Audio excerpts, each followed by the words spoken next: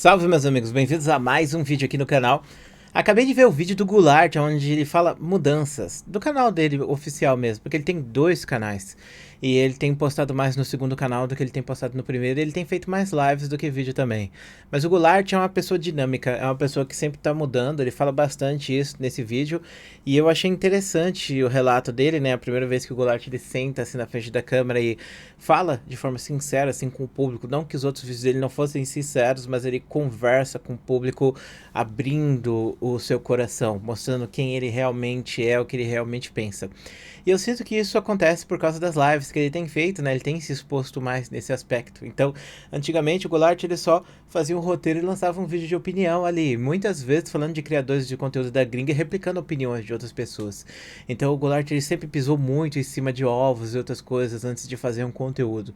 E aí agora o Goulart ele veio fazer esse vídeo falando sobre perfeccionismo e outras coisas mais, né? Que ele queria estar lançando esses conteúdos e tal, um vídeo por mês de alta qualidade, absurdo, mas que o problema é que quando ele começou a fazer esses conteúdos, ele meio que se amaldiçoou. Ele fez um vídeo que estava acima de todos os limites do canal dele. E aí ele se colocou para fazer sempre esse tipo de vídeo no canal, entendeu?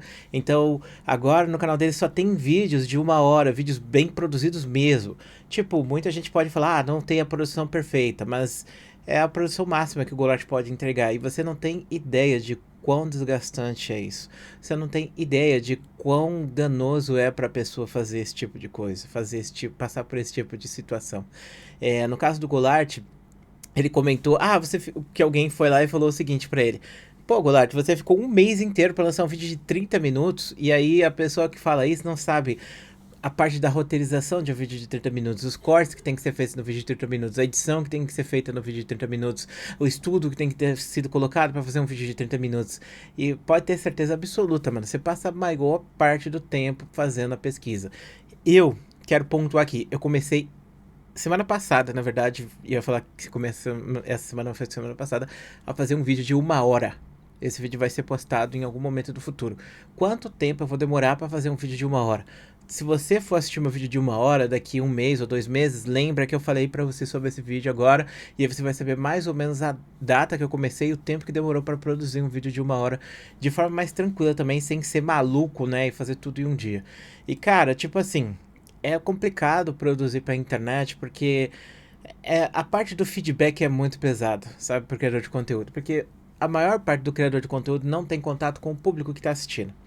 Quando o criador de conteúdo tem contato com o público que está assistindo, você começa a entender quem é o seu público e entender que você não está produzindo conteúdo para você mesmo, mas para o seu público. E você começa a fazer isso através de lives, através de outras coisas mais, que é justamente o que a gente viu acontecer com o Goulart. Se o Goulart chegou a essa conclusão de que está sendo tóxico para ele, de que não dá para manter essa qualidade que ele precisa produzir e tal, e ele meio que fala sobre o problema que ele está passando, ao mesmo tempo ele fala o que ele tem que fazer. Se ele está chegando nessas conclusões, é porque ele viu que não tem a necessidade de fazer esse conteúdo dessa maneira, que não tem necessidade de ser assim, não tem a necessidade de ser tóxico consigo mesmo, porque a maior parte dos criadores de conteúdo trabalham por dois motivos, e você consegue ver claramente isso nos canais que estão produzindo vídeos. Alguns fazem por dinheiro, outros fazem por validação. Validação é você postar algo e as pessoas reconhecerem que você fez um trabalho bom, que é bonito, que é legal, e fazer por dinheiro é simplesmente pegar um tema que tá em alta, falar qualquer coisa, simplesmente postar uma thumb ali, clickbait e GGWP. Aí você vai falar, você tá mandando direto pra algum canal, Deck? Não tô mandando direto pra canal nenhum, porque eu não acho que trabalhar pra ganhar dinheiro seja um demérito. Algumas pessoas elas pensam dessa maneira, mas eu não acho. Eu acho que se você tá fazendo um trabalho na internet, você tem que receber por esse trabalho. Algumas pessoas elas veem o reconhecimento das pessoas que estão assistindo como uma forma de validação financeira. Pô, você pode pensar esses canais de opinião que fazem vídeos pesados e coisas do tipo, eles ganham uma grana violenta, mas às vezes eles precisam dessa grana para sustentar sua família e outras coisas mais. E eles se direcionam em torno disso. Às vezes eles não estão se direcionando para pegar e receber os louros da comunidade, que nem outros criadores de conteúdo que fazem conteúdos para receber louros e outras coisas mais. Eu, por exemplo, sou um criador de conteúdo que eu me identificava originalmente com a questão da validação e eu ainda sou muito, né, nisso de fazer conteúdo que as pessoas para que as pessoas abracem esse conteúdo e falem, olha só que legal que você produziu, ao mesmo tempo que eu também faço conteúdo porque eu quero sobreviver, eu preciso sobreviver, na verdade, eu não trabalho com qualquer outra coisa que nem o YouTube, né? Então eu tento entregar o máximo de qualidade possível, mas ao mesmo tempo eu sempre tento tomar cuidado, porque o meu patrão não sou eu. Por mais que a gente pense, né? Você que trabalha sozinho, você é o patrão de você mesmo. Não, você não é o patrão de você mesmo. O seu patrão é o público. E o público tá cobrando que você faça alguma coisa. E às vezes, o público ele só quer ver você. O público ele só quer te ouvir. O público não quer ver um vídeo de 1 hora super editado e coisas do tipo. Essa validação que você busca com perfeccionismo é uma validação interna. É uma coisa nossa. E isso é uma coisa muito doentia, inclusive. É tipo como se você fosse um escravo de você mesmo, sabe? Como se você tivesse uma fantasia na sua cabeça, que você estivesse se chicoteando e você tivesse que fazer aquilo daquela forma e nunca tivesse bom, você sempre fosse ruim. E aí você pode desenvolver diversos problemas mentais. Você pode desenvolver depressão, você pode desenvolver ansiedade, você pode desenvolver transtorno obsessivo compulsivo, você pode desenvolver problemas sociais, inclusive, porque tem muitas pessoas que, inclusive agora eu tô pensando, quantos de vocês estão se identificando com essa situação? Escrevam nos comentários, eu gostaria muito de saber. Porque, como eu disse, é muito difícil para um criador de conteúdo se desvencilhar do que é um número e do que é uma pessoa. Porque aqui eu vejo, olha só, tem 2.000 visualizações. Mas o que é 2.000 visualizações? São 2.000 pessoas que assistiram o conteúdo, que validaram esse conteúdo. Eu quero que você escreva, eu quero que você exista, eu quero que você faça parte. Eu não quero que você seja só um fantasminha. Eu sei que vocês são fantasminhas a maior parte do tempo. 90% de vocês simplesmente assistem os vídeos, gostam do conteúdo, gostam de aprender coisas diferentes, principalmente sobre psicologia, e desejam isso, mas vocês geralmente ficam com vergonha, vocês não comentam nada. Mas pode comentar, sinta-se livre para fazer parte. Eu vou ler o seu comentário com certeza absoluta. Talvez eu seja um fantasminha e não comente, mas eu vou ler e eu vou guardar para mim. Então é a sua chance que você tem de mandar uma mensagem para mim que eu vá ler e eu vá guardar. Bom, então falando sobre essa questão de problemas assim que você pode desenvolver sociais em relação ao perfeccionismo. Algumas pessoas elas são perfeccionistas num nível tão avançado que é aquilo. Toda doença mental, ela tem passos e escadas que elas vão subindo. Então, começa como algo bobo, vai subindo. Às vezes começa com seu pai e com a sua mãe te cobrando demais. Com seu pai e sua mãe te tratando mal e você tendo que colocar na cabeça um ideal de perfeição. Ou seu pai e sua mãe falando que você tem que trabalhar demais, que tem meritocracia e outras coisas mais. E aí isso vai se desenvolvendo ao longo dos anos, vai se desenvolvendo ao longo dos anos. É replicado na escola também, é replicado pelos seus amiguinhos, vai subindo, vai subindo, vai subindo, vai subindo. Chega num ponto que você vai começar a tratar as outras pessoas que estão ao seu redor com inferioridade. Como se, por exemplo, você é perfeccionista muito melhor do que as outras pessoas e as outras pessoas são preguiçosas. As outras pessoas elas não se importam, as outras pessoas elas não dão valor para aquilo. Porque você sabe dar valor. E isso é muito doentio se você for parar para pensar. Imagina só, você está trabalhando numa empresa e você pega um relatório. Você pega esse relatório e lê ele 3 vezes, vê todas as frases que estão sendo colocadas lá, analisa ele mais uma vez e manda para o seu chefe. Seu amigo do lado, ele simplesmente faz um relatório, faz uma revisão básica e manda pro chefe. Em 10 minutos ele tá livre. Você não, você demora 3, 4, 5 horas para fazer. Você olha para ele e pensa, cara, que cara inferior, hein? Como ele pode estar fazendo um negócio tão bobo assim, entregando pro chefe de graça assim? Como que o chefe não demite ele? Como que eu não sou promovido por causa disso? Entendeu? Sendo que vocês dois estão no mesmo lugar, vocês estão ganhando o mesmo dinheiro, às vezes ele tá ganhando mais do que você e você tá simplesmente se preocupando. Porque o problema não tá nele, o problema tá aqui, ó. O problema está aqui, meu amigo. E você está adoecendo. Você está gastando tempo da sua vida que você poderia estar fazendo outras coisas numa compulsão de ficar revisando essas coisas o tempo todo, de tentar fazer isso. E muitas vezes isso vem da própria insegurança que a gente tem, como eu disse, isso surge lá atrás, como assim, você tem que entregar as coisas perfeitas, você nunca pode errar, você nunca pode perder, sabe? Tudo que a gente tem que fazer tem que ser acerto 100% do tempo.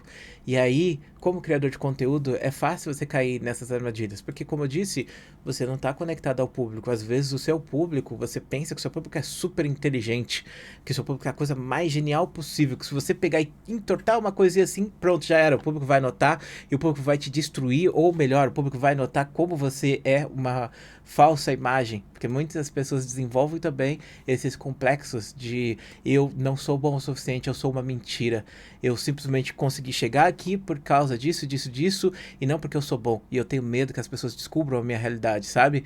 Então, muita gente fala, isso aí é problema de branco, coisa do tipo. Eu já vi gente falando desse tipo de coisa. Galera, sério, pelo amor de Deus, todas as pessoas elas podem passar por esse tipo de coisa.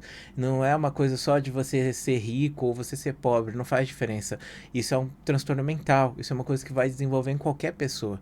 Qualquer pessoa pode sofrer por esse tipo de coisa. Se você não sofre por esse tipo de coisa, parabéns. Eu fico muito feliz de você não ter um problema mental.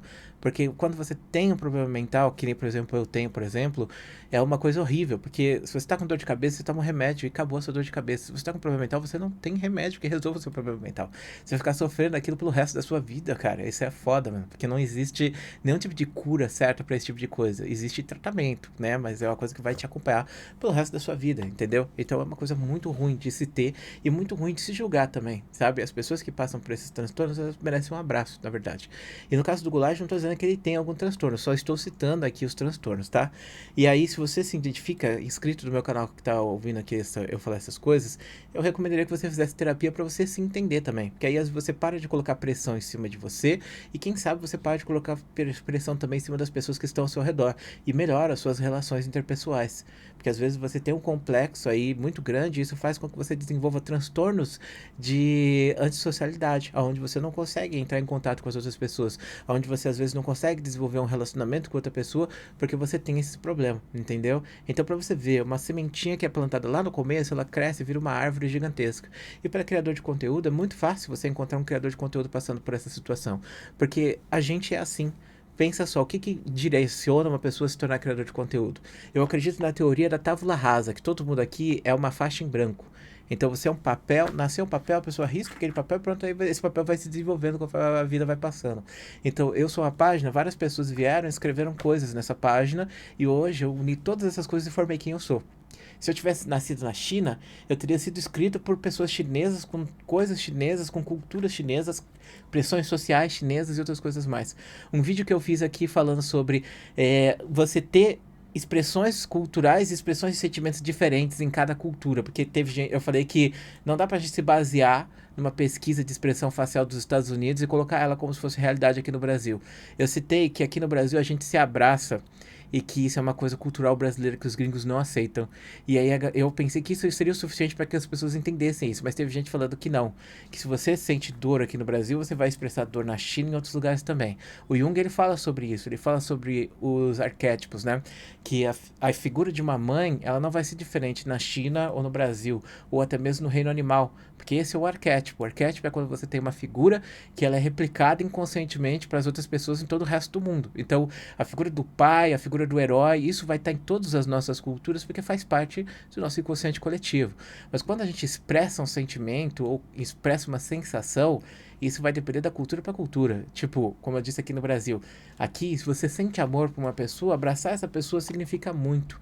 Lá na gringa, se você abraça uma pessoa, às vezes você está invadindo demais o espaço dela, você está sendo extremamente ofensivo.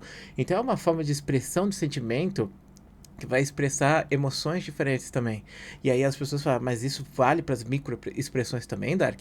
Se vale para as expressões grandes, como mandar um beijo, abraçar, com certeza vale para as micro expressões também. A gente, obviamente, vai ter cara de nojo, outras coisas mais, mas isso vai mudar de cultura para cultura. E assim como na China, se eu tivesse nascido por lá, eu seria uma folha rabiscada com vários hierógrafos. E hoje eu não estaria pensando as mesmas coisas que eu tô. Eu estaria sendo construído em torno daquela comunidade social que construiu quem eu sou. E logo, eu vou ser uma pessoa diferente, com demandas diferentes também. Esse problema, inclusive de perfeccionismo, é muito mais pertinente lá do que aqui. Mas tem pessoas que sofrem isso, que às vezes, como eu disse, plantam essa semente de você tem que ser melhor. E aí vai se desenvolvendo, desenvolvendo até o momento que isso se torna uma árvore gigantesca. Você precisa aprender a podar esse tipo de coisa, você precisa aprender a controlar esse tipo de coisa. Você não tem como remover isso de você, porque isso sempre vai fazer parte de você. Mas você tem que tomar cuidado para que isso não influencie os seus comportamentos, o seu trabalho, a sua vida de forma negativa, como é o caso do Goulart, que tem um perfeccionismo tão grande ao ponto de que ele não consegue mais produzir conteúdo, porque ele sente que todo conteúdo vai ser pior do que o último conteúdo que ele fez. Mas mas isso é o que o Goulart pensa sobre o conteúdo que ele faz. O que as pessoas pensam sobre o conteúdo que ele faz? Às vezes um vídeo de 10 minutos que eu fiz aqui no canal, ou melhor, de 15 minutos que eu fiz aqui no canal do professor, simplesmente falando no microfone, sem edição, sem música, sem nada, é um vídeo que as pessoas elas vão achar com tanta qualidade, maior até mesmo do que um vídeo que o Goulart fez. E vice-versa. Às vezes vai ter alguém que vai falar que meu conteúdo é uma merda, simplesmente porque eu não editei, não coloquei coisas pulando na tela, ou pela forma que eu escrevi meu texto e outras coisas mais. Eu lembro que o Tio Gui, ele fez uma crítica assim a mim uma vez. Ele falou que eu não fazia edição dos meus vídeos e que isso era uma coisa ruim. Às vezes, pra visão de conteúdo do Tio Gui, isso é muito importante. Mas pra visão de outras pessoas não é importante. E pra minha visão, que simplesmente tô aqui pensando no sentido de que eu acho que não importa nada disso, porque o que importa de verdade é como vocês estão recebendo e vocês estão aceitando isso, e eu vendo os números aumentar ou não, eu simplesmente vou entender qual é o direcionamento que eu tenho que dar para o meu canal e para minha vida. E isso, para mim, é uma coisa muito importante, que foi uma das coisas que resolveu esse problema do perfeccionismo para mim. Foi aprender que eu preciso fazer as coisas e conseguir gerar esses números ou esses lucros para poder sobreviver. Então, acima do meu perfeccionismo, existe uma coisa falando: você não precisa ser perfeito, você só precisa entregar o que o público quer.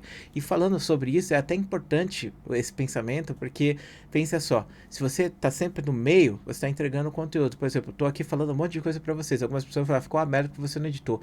Mas quanto que eu estudei para falar isso para vocês? Vocês já pararam para pensar nisso? Quantos anos eu passei na faculdade para falar isso para vocês? Passei 9 anos na faculdade. Eu sou professor universitário de psicologia, para você ter ideia.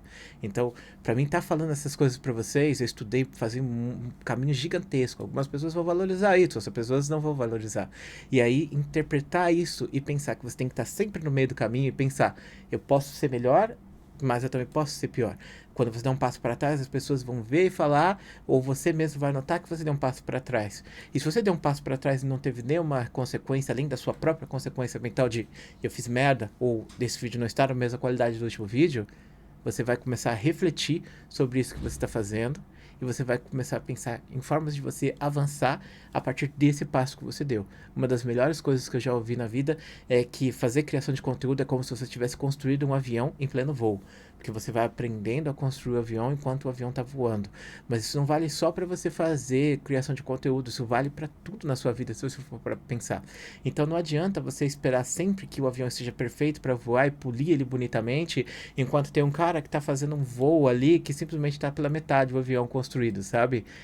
E esse cara que está construindo o avião em cima do voo, ele está pegando mais experiência que você, ele está aprendendo mais, ele está interagindo mais e provavelmente ele está sendo muito mais feliz do que você que está em terra tentando polir o avião e se privando de ter experiências tanto com as pessoas. E eu sinto que o Goulart ele deve ter sentido isso fazendo essas lives, entrando em contato com as pessoas e vendo que elas não são bichos de 7 cabeças, porque faz parte, né? O público da gente é diferente dos nossos amigos, mas muitas vezes os nossos amigos eles acabam replicando esse tipo de pensamento também. E estando dentro de um grupo de pessoas, às vezes a gente começa a pensar: nossa, fulaninho ali fez não sei o que, ó, fulaninho fez não sei o que, e as pessoas replicam tanto isso que aquele fulaninho ali, ele é um merda, porque ele tá montando o avião enquanto ele tá voando, enquanto o grupo tá tudo aqui parado tentando polir o avião o máximo possível. E quando o avião voa é a melhor coisa do mundo, mas é uma experiência que você vai ter há quanto tempo? Um mês de sofrimento para você ter uma semana de prazer? Não faz sentido nenhum. Isso se transforma num problema maior mais pra frente. Então, todo tipo de problema que a gente tem é um sintoma, sabe? Ah, eu tenho ansiedade. A ansiedade não surgiu aí por nada. A ansiedade se desenvolveu a partir de outras coisas. E às vezes é uma dessas sementinhas que foram se desenvolvendo, essa cobrança tão grande de pegar esse escravagista que tá dentro de você, te batendo com assim, ó, faça isso aqui, não tá bom. Isso às vezes denota justamente essas relações familiares, e entender que isso não faz parte da gente, ou que não deveria, ou que a gente não tem controle sobre isso, ou que a gente vai errar, ou que a gente pode errar, é o mais importante de tudo. Muito obrigado por assistir esse vídeo, um grande beijo, grande abraço, a gente se vê depois.